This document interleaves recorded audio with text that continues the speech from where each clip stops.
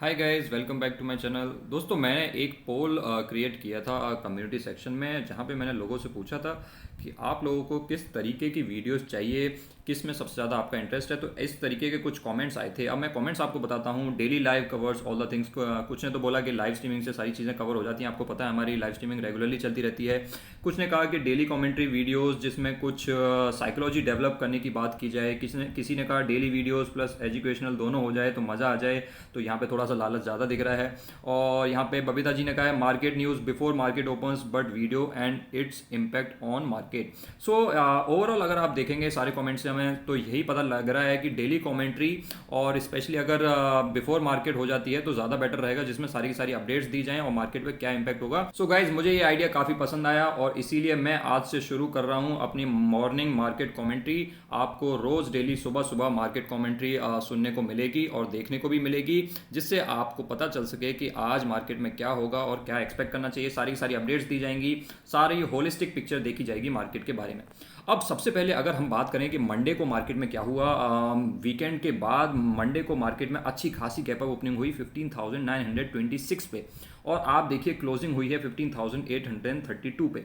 0.85% की तेजी के साथ आज क्लोजिंग हुई है। अगर आज का हाई देखें तो 15,927, जो बेसिकली मार्केट ओपन पे हाई लग गया था वही हाई था। उसके बाद मार्केट ऊपर नीचे चलती रही, लेकिन अच्छी खासी क्लोजिंग दे करके गई। अब गाइज, आप लोगों को याद होगा ये जो पिक्चर है यहाँ से लेके यहाँ तक की मैं आप लोगों को ज़्यादातर अपनी कमेंट्री वीडियोस में दिखाता हूँ, क्योंकि इससे हमें एक होलिस्टिक पिक्चर पता चलती है मार्केट के बारे में। ये मैंने आपको 2022 के जनवरी में और 2021 के एंड में भी आपको काफ़ी बार दिखाया था, और मैं आपके साथ ये चीज़ें शेयर करता था। आप इसमें देखेंगे पिछले एक महीने में -3% के रिटर्न्स हैं। यहाँ पे कोई किसी को डाउट नहीं है। पिछले 3 महीनों में 7.8% के रिटर्न्स हैं मार्केट के। मार्केट लगातार गिर रही है। पिछले 6 महीनों में भी -7.5% के रिटर्न्स हैं। पिछले एक साल में मार्केट फ्लैट है, 0.018 नेगेटिव में 0.018% के रिटर्न्स हैं मार्केट के पिछले एक साल में। अगर आप 2 साल में देखेंगे तो आपको 52% के रिटर्न्स दिखेंगे। ये इसीलिए दिख रहे हैं क्योंकि यहाँ पे जो कंपैरिजन हो रहा होगा वो हो रहा होगा जून 2020 से। अब जून 2020 से कंपेयर करेंगे तो ऑब्वियसली यहाँ पे आपको अच्छे खासे रिटर्न्स दिखेंगे, क्योंकि वहाँ पे कोविड की वजह से मार्केट बहुत ज़्यादा गिरी हुई थी। लेकिन अगर आप 3 सालों में देखेंगे तो 3 सालों में आपको कितने रिटर्न्स दिख रहे हैं? 33% रिटर्न्स। अगर हम इनको एवरेज करें कि अगर 3 सालों में 33% रिटर्न्स मिल रहे हैं, इसका मतलब 11% पर एनम अगर आपको रिटर्न्स मिल रहे हैं निफ्टी 50 से, ये आया है अब रीजनेबल नंबर। अगर आपने मेरी पिछली वीडियोस देखी हैं तो आप लोगों ने उसमें देखा होगा जो रिटर्न्स दिखते थे यहाँ पे बहुत ज़्यादा दिखते थे। 3 सालों में 75% के रिटर्न्स, 3 साल में 90% के रिटर्न्स, 3 साल में 60% के रिटर्न्स। ये रिटर्न्स बहुत ही ज़्यादा एक्स्ट्रा ऑर्डिनरी हैं इंडेक्स लाइक निफ्टी 50 के लिए। निफ्टी 50 जो है आपको हायर सिंगल डिजिट या lower double digit on an average over a long period of time इस तरीके के ही रिटर्न्स दे सकती है, और ऐसी ही रिटर्न्स की आपकी एक्सपेक्टेशन रहनी चाहिए। सो यहाँ से अगर आप 3 साल की पिक्चर देखें तो मुझे काफ़ी रीजनेबल रिटर्न्स दिख रहे हैं मार्केट के। इसीलिए पहले जब ऐसे रिटर्न्स होते थे 75% टाइप के, तो मैं आप लोगों से ये डिस्कस करता था। आप चाहें तो जनवरी 2022 की वीडियोस उठा सकते हैं, जिसमें मैं आपसे डिस्कस करता था कि मार्केट इन रिटर्न्स को एवरेज आउट करने की कोशिश ज़रूर करेगी, चाहे वो टाइम करेक्शन के साथ हो चाहे वो प्राइस करेक्शन के साथ हो। अभी तो दोनों ही हो गए हैं, टाइम करेक्शन भी हो गया है, अच्छा खासा प्राइस करेक्शन भी हो गया है। निफ्टी 50 में 17% 18% के आसपास का डिस्काउंट चल रहा है। लेकिन अभी जो पिक्चर दिख रही है 3 सालों में 33% के रिटर्न्स, बहुत ही रीजनेबल रिटर्न्स मुझे नजर आ रहे हैं। इसीलिए मैं यहाँ से मार्केट में कोई बहुत बड़ी गिरावट, कोई बहुत बड़ा क्रैश एक्सपेक्ट नहीं कर रहा हूँ। यस, शॉर्ट टर्म में 200 300 400 500 पॉइंट ऊपर नीचे हो सकती है मार्केट, लेकिन मार्केट यहाँ से 14,000, मार्केट यहाँ से 12,000 चली जाएगी, ये मैं बिल्कुल भी एक्सपेक्ट नहीं कर रहा हूँ, चाहे आप लोगों ने रिसेशन की उम्मीद भी लगा रखी हो, क्योंकि मार्केट ने ये सारी चीज़ें ऑलरेडी फैक्टर इन कर ली हैं। दोस्तों, आज ये थोड़ा सा ज़्यादा डिस्कशन हो गया है निफ्टी 50 पे। आगे से आपको बिल्कुल क्रिस्प वीडियोस मिलेंगे। फिलहाल बात करते हैं मार्केट के बारे में। 0.85% की तेजी निफ्टी में, निफ्टी बैंक में 0.5% की तेजी, और निफ्टी मिड कैप में थी 1% की तेजी। लेकिन अगर टॉप गेनर्स देखें मंडे के तो कोल इंडिया था सबसे ऊपर 3%, उसके अलावा ONGC 3%, Larsen and Toubro 2.7%, HCL technology अभी भी 1000 के नीचे ट्रेड कर रहा है इतनी तेजी के बाद भी। और आज देखेंगे आप तो अच्छे खासे आईटी सेक्टर्स के स्टॉक्स यहाँ पे दिख रहे हैं, क्योंकि ये सारे स्टॉक्स बहुत ज़्यादा पीट दिए गए हैं। ब्लू चिप कैटेगरी के स्टॉक्स हैं, इनको बहुत ज़्यादा पीट दिया गया है। जब मार्केट रिकवर करेगी तो आपको ये सबसे पहले रिकवर करते हुए नजर आएंगे, क्योंकि आपने अभी ट्रेलर देखा है मार्केट रिकवरी का, ट्रेलर में ही ये इतने ज़्यादा भाग रहे हैं। तो जब मार्केट फाइनली रिकवर करेगी तब आपको पता चलेगा कि ये किस तरीके के स्टॉक्स हैं। उसके अलावा बीच में BPCL, UPL और हिंडेल्को में भी आपको तेजी देखने को मिली। आज हर जगह तेजी का माहौल था। अगर आज के टॉप लूजर्स के बारे में बात करें तो अपोलो हॉस्पिटल 1%, आयशर मोटर्स 1% और ये छोटे मोटे आपको टॉप लूजर्स देखने को मिल रहे हैं। इसमें रिलायंस भी 0.3% से गिरा है। अगर आज रिलायंस की तरफ से थोड़ा सा कंट्रीब्यूशन मिल जाता तो मार्केट थोड़ा सा और भाग सकती थी। आज मतलब कल मंडे के बारे में बात कर रहे हैं, ये सुबह की वीडियो है, इसीलिए कभी कभी मैं आज बोल सकता हूँ, उसको प्लीज़ कंसिडर कीजिए कि हम कल की ही बात कर रहे हैं। टाइटन गाइज अगर आप देखें मार्केट भागनी शुरू कर दी है, उसमें अच्छे अच्छे स्टॉक्स भागना शुरू कर दी हैं। टाइटन अभी भी 2040 के आसपास चल रहा है, मेरे ख्याल से बहुत ही अच्छी खासी वैल्यू पे ट्रेड कर रहा है। It's just a matter of time कि मार्केट जिस तरीके से भाग रही है, अगर ऐसे ही भागती रहती है तो टाइटन बहुत ही जल्दी अपने रॉकेट की तरह भागना शुरू कर सकता है। बाकी हीरो मोटोकॉर्प और बजाज ऑटो और इन सब में तो आपको ऑटो सेक्टर में थोड़ी सी तेजी देखने को मिल रही है। कितने दिन ये सस्टेन करेगी ये पता पाना थोड़ा सा मुश्किल है। अब बात करते हैं कुछ अपडेट्स के बारे में। गाइज मैं यहाँ पे जितने भी अपडेट्स आपके साथ शेयर करूंगा, बहुत ही ऐसे अपडेट्स शेयर करूंगा जो आपके लिए जानने ज़रूरी हैं। ऐसे तो बहुत सारे अपडेट्स आते रहते हैं कि विप्रो को employer of the year award मिला और इसको ये मिला, उसको ये, इन सब चीज़ों से कुछ ज़्यादा फर्क पड़ता नहीं है गाइज, इसलिए ऐसी अपडेट्स मैं आपके लिए नहीं लाऊंगा। ऐसी ही अपडेट्स लाऊंगा जिनसे या तो आपको कुछ सीखने को मिले या उसका इंपैक्ट हो कुछ मार्केट पे या स्टॉक पे। जोमेटो ने, आपको पता ही होगा, ब्लिंकिट को एक्वायर कर लिया है $568 मिलियन में। तो ये 4,500 करोड़ के आसपास में जोमेटो ने ब्लिंकिट को एक्वायर कर लिया है। ब्लिंकिट जो एक टाइम पे यूनिकॉर्न बन गया था, उसके बाद इतना ज़्यादा कंपटीशन आ गया जेप्टो, इंस्टामार्ट से कि ब्लिंकिट को बहुत ही सस्ते में बेच देना पड़ा। और ऐसा लग रहा है कि जोमेटो ने यहाँ पे ब्लिंकिट की नीचे की पुट बेच करके उसको सस्ते में लपेट लिया है। लेकिन दोस्तों मुझे ऐसा लगता है जोमेटो जो ऑलरेडी इतना ज़्यादा इनके लॉसेस चल रहे हैं, ऑलरेडी ये अभी तक अपने प्रॉफिट के पाथ पे नहीं आए हैं, उसमें इन्होंने ब्लिंकिट को और एक्वायर कर लिया है जो कि अगेन एक लॉस मेकिंग कंपनी है।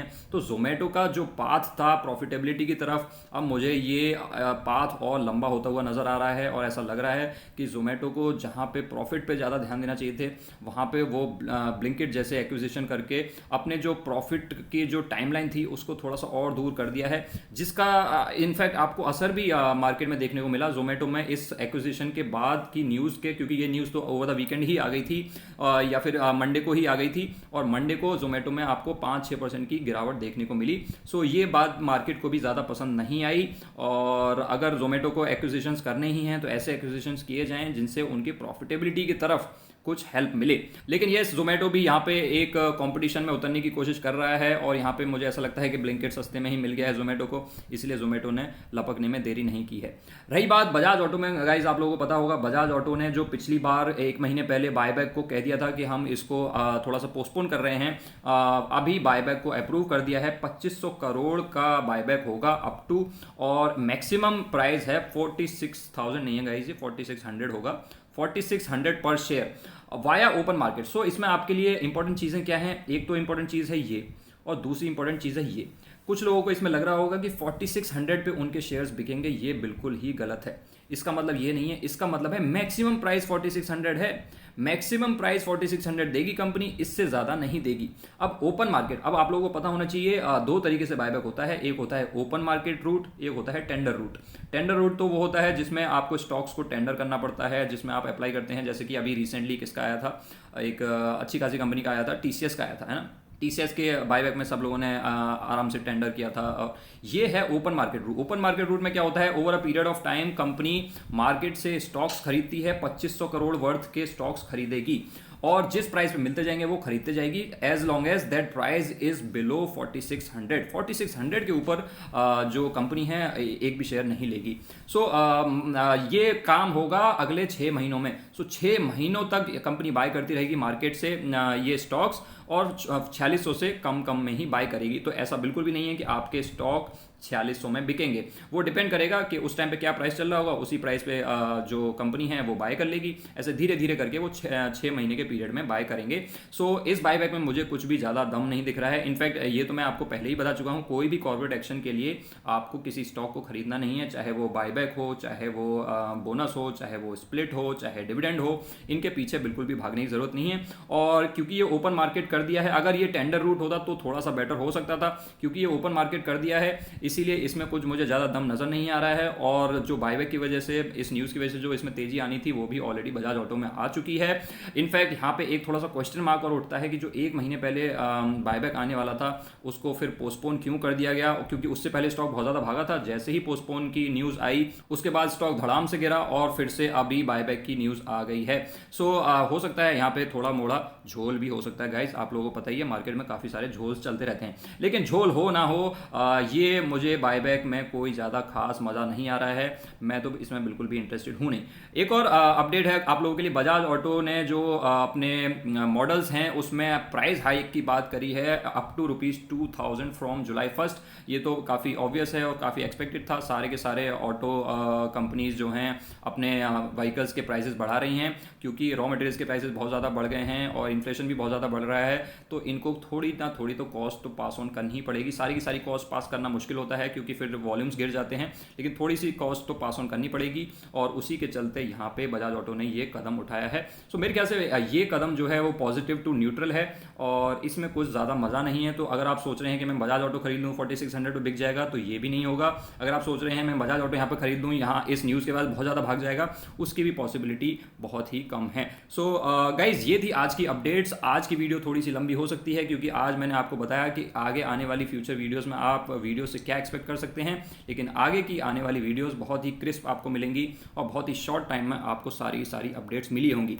अब आपको आज की ये वीडियो कैसी लगी आप मुझे कमेंट सेक्शन में ज़रूर बताना, और इन वीडियोस में मैं और क्या चीज़ इंक्लूड कर सकता हूँ जिससे कि आपको अपनी ट्रेडिंग में हेल्प मिले सुबह सुबह, वो भी आप मुझे नीचे कमेंट सेक्शन में बता सकते हैं जिससे कि हम इन वीडियोज़ को और बेहतर बना सकें।